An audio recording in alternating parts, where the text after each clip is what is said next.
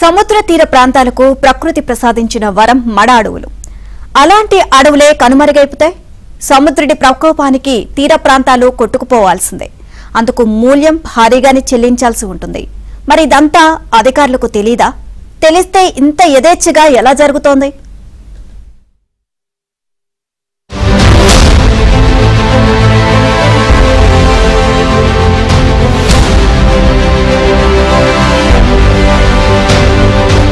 YCP హయాంలో వేల ఎకరాల్లో మడ చెట్లను నరికివేశారు. రాజకీయ ప్రేరేపిత ఆక్రమణలను చూసి మరికొందరు అదే బాట పట్టారు. పచ్చని చెట్లను నరికేసి ఆదాయ వనరుగా మార్చుకున్నారు. కొద్ది కాలం రొయ్యల సాగు చేశాక రెవెన్యూ అధికారుల వద్ద పట్టాలు తెచ్చుకుంటున్నారు. ఈ పట్టాలను ఆధారంగా చేసుకుని ఇతరులకు లీజులకు ఇస్తున్నారు. ఇంకొందరైతే యథేచ్ఛగా భూములను అమ్మేసి లక్షలు కోట్లు ఆర్జిస్తున్నారు. ఇక రొయ్యల సాగులో నీటిని దిగువకు వదిలినప్పుడు అందులోని రసాయన క్రిమి సంహారక మందులు అటవీ భూముల్లోకి చేరి మొక్కలు ఎండిపోతున్నాయి. దీంతో చెట్ల ఎదుగుదల గణనీయంగా తగ్గిపోతోంది.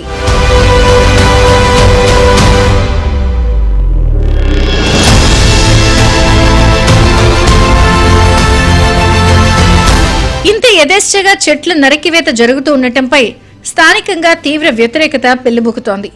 ఆయా గ్రామాల ప్రజలు రెవెన్యూ యంత్రాంగానికి ఫిర్యాదులు చేస్తున్నా పట్టించుకోవడలేదు. కృష్ణా జిల్లా యంత్రాంగానికి ప్రజా సమస్యల పరిష్కార వేదికలో ఎన్నిసార్లు ఫిర్యాదు చేసినా కనీస చర్యలు తీసుకోలేదని స్థానికులు ఆరోపిస్తున్నారు. బంటుమిల్లి మండల రెవెన్యూ యంత్రాంగం మామూళ్ల మత్తులో జోగుతోందని విమర్శలొస్తున్నాయి. స్థానికంగా కొందరు వీఆర్ఓలు మడచెట్ల నరికివేత పుణ్యమా అంటూ బాగా స్థిరపడ్డారు అన్న ఆరోపణలు కూడా ఉన్నాయి. కొరింగా అభయారణ్యం పరిసర ప్రాంతాల్లో మనకి చాలా రకాల జీవజాతులకి మంచి అనువైన ప్రదేశంగా ఉంటుంది. ఇక్కడ చాలా రకాల పక్షి జాతులు మనకి ఇక్కడికి డ్యూరింగ్ వింటర్ సీజన్లో ఎక్కువగా వస్తూ ఉంటాయి, వలస వస్తూ ఉంటాయి. సో అందులో భాగంగా మనకి ఈ కొరింగా అభయారణ్య పరిసర ప్రాంతాలలో 292 రకాల జాతుల పక్షి జాతులు మనకి ఇక్కడ గుర్తించబడ్డాయి. అందులో 92 రకాల జాతులు వలస జాతులు మనకి ఇక్కడ ఎక్కువగా కనిపిస్తూ ఉంటాయి. ఇవన్నీ కూడా సుదీర్ఘమైన ప్రదేశాలలో ఉండి ఉత్తర కంట్రీస్లో ఎక్కువగా ఉండి అక్కడి నుంచి ఇక్కడికి వలస వస్తూ ఉంటాయి అన్నమాట. ఈ వింటర్ సీజన్లో ఎక్కువగా మనకి ఈ రకాల పక్షి జాతులు అనేవి మనకి ఎక్కువగా కనిపిస్తూ ఉంటాయి. కొంతమంది వీఆర్ఓలు ఖరీదైన ప్లాట్లను కొనుగోలు చేసినట్టు తెలుస్తోంది.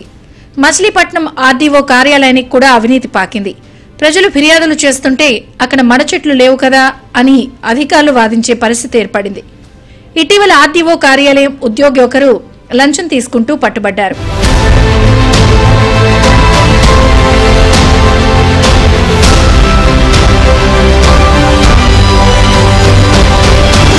తుఫాన్ల సమయంలో వరద నీటికి అడ్డంగా నిలబడి కాపాడుతున్న మడ అడవులను నరికేయడం ప్రజలకు నష్టాన్ని కలిగించడమేనని, దీనిపై చర్యలు తీసుకోవాలి అన్న డిమాండ్ ప్రజల నుంచి వినిపిస్తోంది.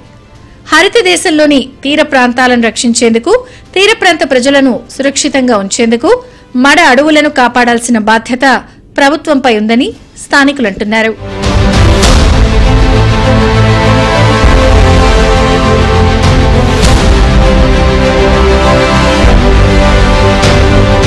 ప్రతి 100 ఏళ్లకు ఒకసారి సముద్రపు విపత్తులు సంభవిస్తున్న చరిత్ర బందరు ప్రాంతంలో ఉంది. 100 ఏళ్ల కిందట సముద్రంలో సంభవించిన చమురు పేలుడు కారణంగా ఘంటసాల వరకు సముద్రం ఉప్పొంగింది. ఆ సమయంలో 30,000 మందికి పైగా చనిపోయారు.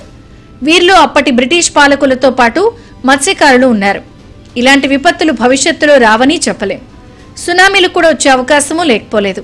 భారీగా సముద్రం ఆటుపోట్లకు గురైనా కూడా తీర ప్రాంతాలు అతలాకుతలం కావాల్సిందే. ఇలాంటి సందర్భాల్లో నష్టాన్ని కొంతమేర నియంత్రించగలిగేవి మడ అడవులే. ఇప్పటికైనా మడ అడవుల సంరక్షణపై అధికారులు దృష్టి సారించాల్సిన అవసరం ఉంది.